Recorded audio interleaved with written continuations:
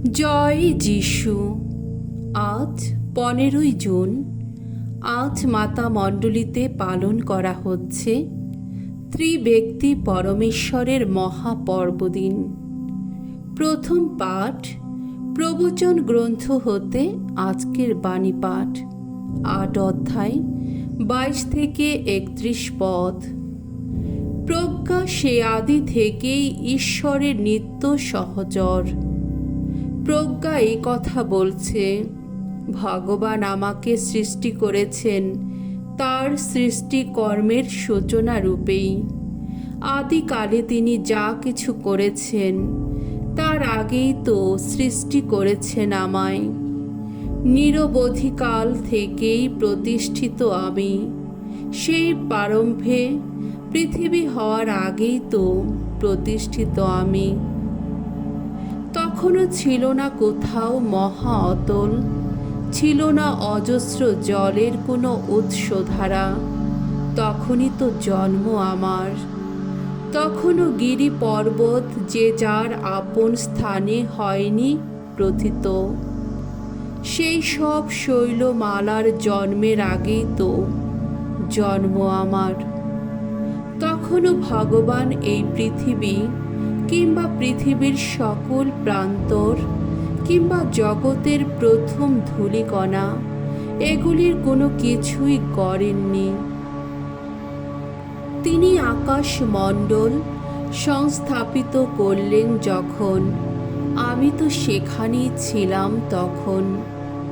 অতলের বুকে দিগন্তের বৃত্ত রেখা তিনি টানলেন যখন, জমাট মেঘের সে আবরণ ঊর্ধ্বে মেলে দিলেন যখন।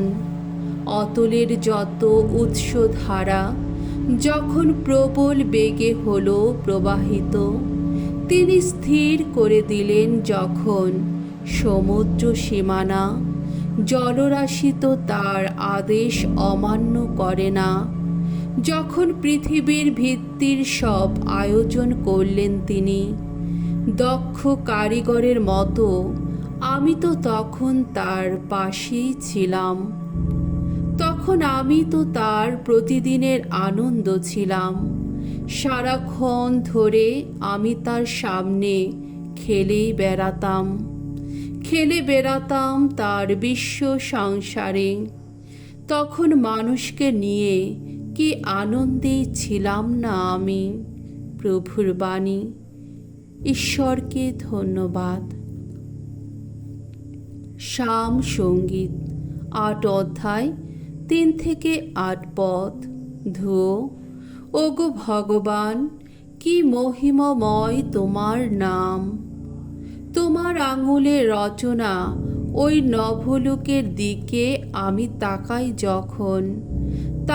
যখন তোমার ওই যথাস্থানে সাজিয়ে রাখা চাঁদ আর নক্ষত্রের দিকে, তখন ভাবি, আহা, মানুষকে যে তার কথা মনে রাখবে তুমি, কেই বা মানব সন্তান যে তুমি যত্ন নেবে তার। তবু তাকে তুমি তো করেছ প্রায় দেবতার সমান। তাকে পরিয়েছ গৌরব আর মহিমার মুকুট। তোমার সমস্ত সৃষ্টির প্রভুত্ব দিয়েছ তুমি তাকে। রেখেছ নিখিল বিশ্ব তার পদতলে।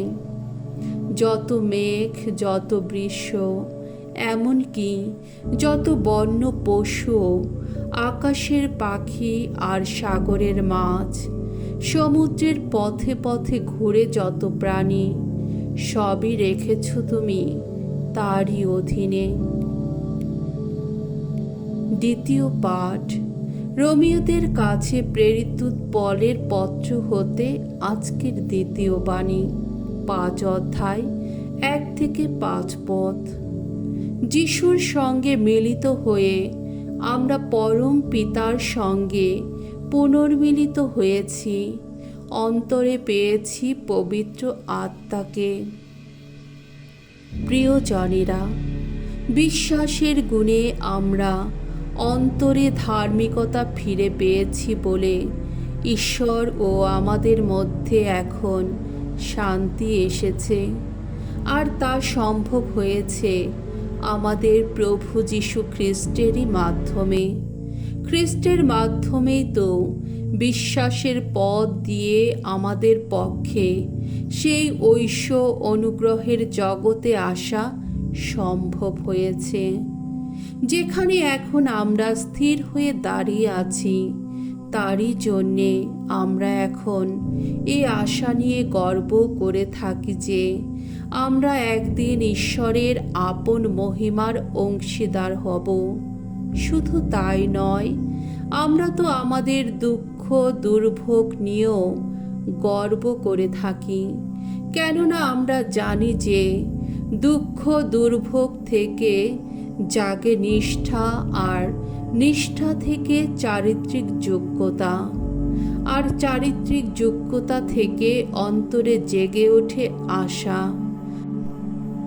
আর এই আশা তো কখনো ছলনা করে না, কেননা স্বয়ং পবিত্র আত্মা যিনি আমাদের কাছে ঐশ্বর দান, তিনি যে আমাদের হৃদয় ঈশ্বরের ভালোবাসায় পরিপ্লুত করেছেন। প্রভুর বাণী। ঈশ্বরকে ধন্যবাদ। বাণী বন্দনা। জয় জয় প্রভুর জয়। আছেন যিনি, ছিলেন যিনি, আহা আসছেন যিনি, সেই ঈশ্বরের জয়, সেই পিতা পুত্র আত্মারই জয়। জয় জয় প্রভুর জয়। যোহন রচিত মঙ্গল সমাচার 16 অধ্যায় 12 থেকে 15 পদ। পবিত্র আত্মা আমার কথা থেকেই তার বলার কথা তুলে নিয়ে তোমাদের তা জানিয়ে দেবেন। এই জগৎ ছেড়ে পিতার কাছে যাবার আগে যিশু তার শিষ্যদের এই কথা বললেন, তোমাদের কাছে আমার আরও অনেক কিছুই বলার আছে, কিন্তু ওই সব কথা সহ্য করার শক্তি তোমাদের এখন নেই। তবে তিনি যখন আসবেন, সেই সত্যময় আত্মা যিনি, তখন তিনি তোমাদের পূর্ণ সত্যের পথে নিয়ে যাবেন। তিনি নিজে থেকে কিছুই বলবেন না, বরং তিনি শুধু তাই বলবেন যা তিনি শুনতে পান, আর ভবিষ্যতে যা যা ঘটবে তাও তিনি তোমাদের জানিয়ে দেবেন। তিনি আমাকে মহিমান্বিত করবেন, কারণ যা আমার নিজেরই কথা তা থেকেই তার বলার কথা তুলে নিয়ে তিনি তোমাদের তা জানিয়ে দেবেন। যা কিছু পিতার সবই আমার, আর সেই জন্যেই তো আমি বলেছি, যা আমার নিজেরই কথা তা থেকেই তার বলার কথা তুলে নিয়ে তিনি তোমাদের তা জানিয়ে দেবেন। প্রভুর মঙ্গলময় বাণী। খ্রিস্ট প্রভু তোমার প্রশংসা হোক।